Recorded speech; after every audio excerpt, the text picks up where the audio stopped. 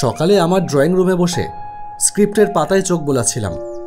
আমার চারিত্রিক বৈশিষ্ট্য খানিকটা উল্টো ধরনের। সবাই যখন সিনেমা ছেড়ে রাজনীতিতে নামছে, আমি তখন রাজনীতি ছেড়ে নেমে পড়েছি সিনেমায়। ডিরেকশন দেবার শখ বরাবরই ছিল, সিনেমার প্রতি ছিল অদম্য ভালোবাসা। এদিকে জন্ম নিয়েছি খোদ রাজনৈতিক পরিবারে, অনেক কিছুই করতে হয়েছে অনিচ্ছা সত্ত্বেও। রাজনীতি ছাড়বার সুযোগ খুঁজছিলাম অনেক দিন ধরেই। অবশেষে একটা ছোট্ট ফাঁক পেয়ে সেই ফাঁক দিয়েই সেই যে বেরিয়ে এলাম, আর মুখ হয়নি কখনো। তারপর থেকেই শুরু করলাম সিনেমা বানানো। এখনকার প্রতিটা দিন আমার কাছে স্বপ্নের মতন লাগে। 2 দিন শুটিং নেই, স্ক্রিপ্টটা নামিয়ে রেখে কি করা যায় ভাবছি।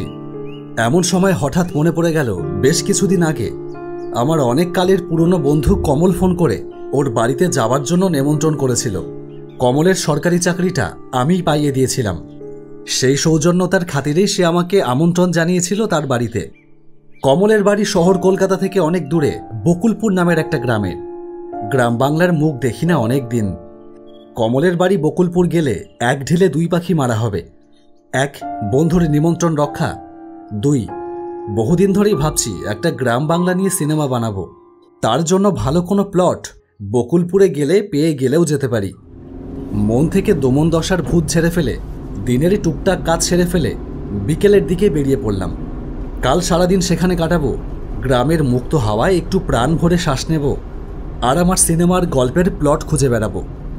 বকুলপুরে ঢোকবার জন্য ইছামতির ওপর একটা ঝুলন্ত ব্রিজ পেরোতে হয়। সেই ব্রিজের কাছে এসে গাড়িটা দাঁড় করালাম তখন সন্ধে। সেই কলকাতা থেকে গাড়ি চালিয়ে আসছি, একটু চা খাওয়া দরকার। ব্রিজের সামনে একটা চায়ের দোকানে গিয়ে বসলাম। একটা চা দেবেন? এতক্ষণ খেয়াল করিনি, কিন্তু এবারে চায়ের দোকানে বসে সামনের দিকে চোখ পড়তেই দেখলাম ব্রিজের মুখেই নোটিশ বোর্ড দেওয়া রয়েছে, এই ব্রিজের কাজ চলছে, 2 চাকা 4 চাকা গাড়ি নিয়ে প্রবেশ নিষেধ। আচ্ছা, এই ব্রিজে তো 4 চাকা নিয়ে যাওয়া যাবে না, তাহলে ওপারে যাব কি করে? কোথায় যাবেন? বকুলপুর। গাড়ি নিয়ে তো যেতে পারবেন না। এক কাজ করতে পারেন, গাড়ি এখানে রেখে নৌকোয় চলে যান। নৌকা বকুলপুর যাবে এখান থেকে? হ্যাঁ, ঘাটে গোবিন্দ মাঝি থাকে, ওকে কটা টাকা ধরে দিলেই ও নিয়ে যাবে। ভেবে দেখলাম এই ছাড়া আর তো কোনো উপায় নেই। কমলকে বরং একবার ফোন করে বলে দিই।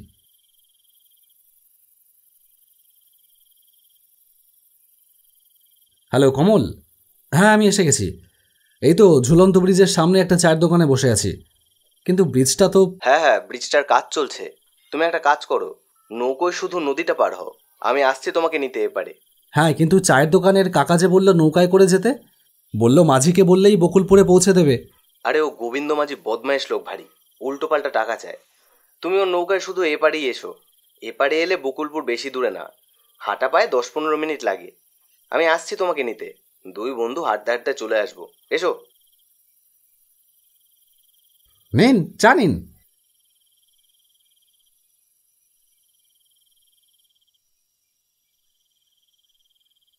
চাটা শেষ করে গাড়িটাকে যথাস্থানে রেখে নদীর পাড়ে এসে দাঁড়ালাম। সন্ধ্যার অন্ধকারে কালো হয়ে আছে ইছামতির জল। ঘাটে একটা নৌকো বাঁধা, একটা মাত্রই নৌকো। বুঝলাম এটাই তাহলে গোবিন্দ মাঝির নৌকো। কিন্তু মাঝি গেল কোথায়? তাকে তো দেখতে পাচ্ছি না আশেপাশে কোথাও। ভাবতে না ভাবতেই দেখলাম অন্ধকারের ভেতর থেকে কে একজন লুঙ্গি পরা খালিগাওয়ালা লোক আমার সামনে এসে দাঁড়িয়েছে।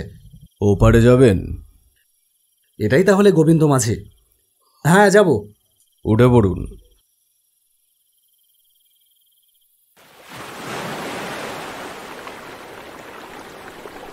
গোবিন্দ মাঝির নৌকোয় নদী পার হয়েই দেখলাম এপারে কমল পাড়ে এসে দাঁড়িয়ে আছে।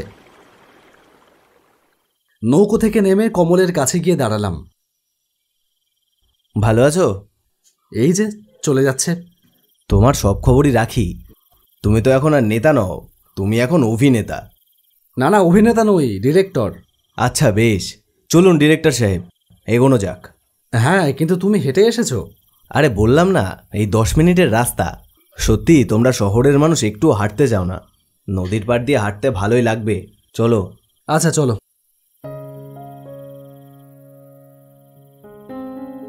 সত্যিই ভালো লাগছিল নদীর পাড় দিয়ে হাঁটতে। শান্ত, কালো ইছামতি যেন ঘুমিয়ে আছে চুপ করে। একটা তীব্র নির্জনতা যেন ঘিরে আছে চারপাশে। আশপাশে কোনো মানুষের বসতবাড়ি চোখে পড়ল না কোথাও। আচ্ছা কমল, বকুলপুর আর কত দূর? দূর কেন হবে, আমরা তো বকুলপুরেই রয়েছি। আমাদের বাড়ি আর একটু সামনেই। তোমার বুঝি হাঁটতে কষ্ট হচ্ছে? না না, তেমন কোনো ব্যাপার না।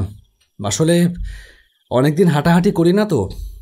বুঝেছি, তাহলে এক কাজ করি, চলো সামনে গিয়ে একটু বসি।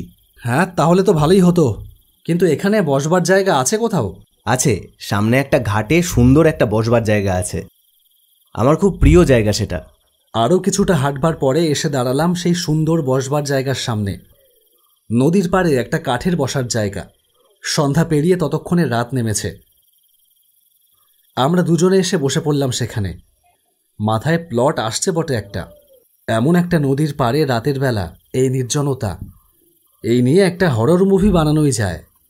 শুধু এর সাথে একটা ভৌতিক ঘটনা জুড়ে দিলেই হয়ে যায়। কি হলো, কি ভাবছো? হ্যাঁ, ভাবছিলাম একটা গ্রামের ঘটনা নিয়ে একটা সিনেমা বানাবো। তোমার এই লোকেশনটা বেশ ভালো, এটা নিয়ে কিছু করা যায় কিনা তাই ভাবছি। ভূতের গল্প বানাবো ভাবছি, বুঝলে, কিন্তু প্লটটা এখনও মাথায় আসেনি ঠিক। ভূতের গল্প বানাবে? প্লট আমি তোমাকে বলে দিতে পারি একটা। অবশ্য তুমি যদি আমার বলা গল্প নিয়ে কাজ করতে চাও তো। হ্যাঁ, কেন করব না। চলো বাড়ি চলো, তোমার বাড়ি গিয়ে শুনছি।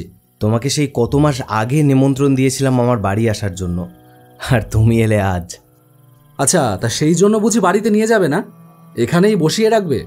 না না, তা নয়, আসলে গল্পটা তোমার এখানেই শুনতে বেশি ভালো লাগবে। আচ্ছা বলো। একটা গ্রামের ছেলে স্বপ্ন দেখত সে সরকারি চাকরি করবে।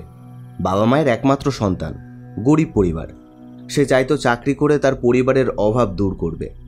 সে বরাবরই লেখাপড়ায় ভালো ছিল, তাই সে বিশ্বাস করত যে চাকরি তার হবেই। সে শিক্ষক হবার স্বপ্ন দেখেছিল, কিন্তু সে পড়াশুনো শেষ করে যখন চাকরির পরীক্ষার প্রস্তুতি শুরু করলো, ততদিনে সব অদল বদল হয়ে গেছে। বদলে গেছে যোগ্যতার মাপকাঠি। শুধুমাত্র মেধাবী হলেই যে এখন আর চাকরি পাওয়া যায় না, তার জন্য যে এখন মোটা টাকা ঘুষ দিতে হয়, সেটা সে জানতো না। রাজনীতির দালালদের দ্বারস্থ হতে হয়, এটা সে জানতো না। তার জীবনের প্রথম চাকরির পরীক্ষায় রিটেনে সে পাশ করলো। এরপর এলো ভাইভার পালা, কিন্তু সেখানে সব প্রশ্নের উত্তর সঠিক দেবার পরেও তার চাকরিটা হলো না। এরকমভাবেই বছরের পর বছর কাটতে থাকলো। পরীক্ষা দেয়, পাশ করে, কিন্তু চাকরি হয় না। ধীরে ধীরে সে আসল রহস্যটা বুঝতে পারল। কিন্তু ঘুষ দিয়ে চাকরি পেতে হবে? যোগ্যতা থাকা সত্ত্বেও ঘুষ না দিলে চাকরি হবে না? সে মানসিকভাবে ভেঙে পড়ল ভীষণ। একদিন তার গ্রামের এক বন্ধু তাকে একটা পরামর্শ দিল। দেখ, এখন যা পরিস্থিতি, তাতে চাকরি পেতে গেলে তোকে দালাল ধরতেই হবে, এছাড়া আর কোনো উপায় নেই। অথবা হাঁ করে বসে থাকতে হবে আর পরীক্ষা দিয়েই যেতে হবে। ওই করতে করতে দেখবি বয়স কখন 40-এর গণ্ডি পেরিয়ে গেছে, ব্যাস মেয়াদ শেষ। তাহলে কি করব? এখন চাকরি পেতে গেলে দালাল ধরতেই হবে। তবে একটা কথা, টাকা দেওয়ার আগে বুঝে নিতে হবে যে যার কাছে দিচ্ছিস সে মানুষ সঠিক কিনা। এরকমভাবে অনেকেই কিন্তু টাকা দিয়ে ফেঁসে যায়, চাকরিও পায় না, লক্ষ লক্ষ টাকা হারিয়ে সর্বশান্ত হয়ে যায়। তোর কি সেরকম কোনো ভালো যোগাযোগ আছে? যোগাযোগ বলতে আমার কলেজের এক বন্ধু আছে, তার বাবা বড় নেতা। শুনেছিলাম সেও নাকি ভোটে দাঁড়িয়ে জিতেছিল, এখন বেশ ভালো কোনো পজিশনে আছে। আচ্ছা, তাহলে তো ভালো কথা। তুই তার সাথে কথা বল না, তোর বন্ধু হয়, তার যদি চেন থাকে তাহলে তোর কাজটা ভালোভাবে হয়ে যাবে। আচ্ছা, তুই যখন বলছিস তাহলে আমি কথা বলছি। পুরনো নাম্বারটা আছে আমার কাছে, যদি ফোন করলে ধরে। সে তার বন্ধুর সাথে কথা বলে পরদিনই কলকাতায় দেখা করলো তার অফিসে। দেখো কমল, আমি যোগাযোগ করিয়ে দিতে পারি, কিন্তু তুমি ব্রিলিয়ান্ট স্টুডেন্ট, তোমার আরেকটু অপেক্ষা করা উচিত। তুমি আর কটা বছর চেষ্টা করো না। চেষ্টা তো এই 6 বছর ধরে কম করলাম না ভাই, হবার হলে এর মধ্যেই হয়ে যেত। আর তাছাড়া বাবার বয়স হচ্ছে, বাবা এখন আর মাঠে কাজ করতে পারে না তেমন একটা, তাই বেশি দেরি করা যাবে না। আচ্ছা ঠিক আছে, আমি তোমাকে একটা ঠিকানা দিচ্ছি, ওখানে গিয়ে আমার নাম বলো। দেখো কমল, তোমাকে এইভাবে চাকরি নিতে হচ্ছে দেখে আমার খুবই খারাপ লাগছে, কিন্তু আমি কী বা করতে পারি বলো? এসব হচ্ছে ওপর মহলের খেলা। তবে এখানে আমার নাম বললে তোমার অনেকটা কমে হয়ে যাবে। 10 লাখের জায়গায় তার বন্ধুর রেফারেন্স থাকবার জন্য সেটা 7 লাখে হয়ে গেল। সেই 7 লাখ টাকা জোগাড় করার জন্য তাদের সবটুকু জমি বেচে দিতে হলো। আশা ছিল সরকারি চাকরি পাবে, সে জমি আবার কিনে নিতে কদিন লাগবে। চাকরিটা পেয়েও গেল সে, পূরণ হলো তার স্বপ্ন। প্রথম বছরেই শুরু করলো বাড়ি বানানো, ব্যাংক থেকে 20 লাখ টাকা হোম লোন নিল। এরকম আরও যত স্বপ্ন ছিল সেগুলো ছুঁতে থাকলো ধীরে ধীরে। কিন্তু কয়েক বছর পরেই হঠাৎ মাথায় যেন আকাশ ভেঙে পড়ল তার। কোর্টের নির্দেশে চাকরি হারাচ্ছে হাজার হাজার স্কুল শিক্ষক, তার মধ্যে নাম রয়েছে তারও। শুধু চাকরি হারাবে তাই নয়, ফেরত দিতে হবে সমস্ত মাইনের টাকাও। সেদিন শহর থেকে বাড়ি ফেরার পথে নদীর পাড়ের এই জায়গাতেই বসে পড়ল ছেলেটা। মাথার ভেতর তখন উথাল পাথাল সমুদ্রের ঢেউ। কি বলবে বাড়ি গিয়ে? ব্যাংকের ইএমআই, বাবার চিকিৎসা খরচ, সংসার খরচ, আরও হাজার রকমের দায়বদ্ধতা ওই একটা চাকরির ওপর নির্ভরশীল। আবার যে চাষ করে সংসারের হাল ধরবে সেই উপায়ও তার নেই। নতুন করে চাকরি পাবার কোনো আশাও নেই। মাথায় তখন নতুন কোনো আশার আলোর বিন্দুও দেখতে পেল না ছেলেটা। দেখতে পেল নদীর পাড়ের গাছের বেঁকানো ডালটা। আর মাথায় এলো একটাই সমাধান, মৃত্যু। মৃত্যুতেই মুক্তি। ব্যাস, হয়ে গেল সমস্ত সমস্যার সমাধান। মৃত্যুর পর সেই ছেলেটা প্রেতাত্মা হয়ে এই নদীর পাড়েই থেকে গেল। ইহলোক থেকে তার মুক্তি হলেও প্রেতলোক থেকে তার মুক্তি হলো না। এ তুমি কার গল্প বলছো কমল? গল্পের কিছু অংশ তোমার চেনা লাগছে তাই না? লাগবারই তো কথা। কমল, তুমি কি আমার সাথে মজা করছো নাকি আমাকে ভয় দেখাবার চেষ্টা করছো তুমি? তুমি বুঝি আমার কথা বিশ্বাস করলে না? বেশ, তাহলে দেখো।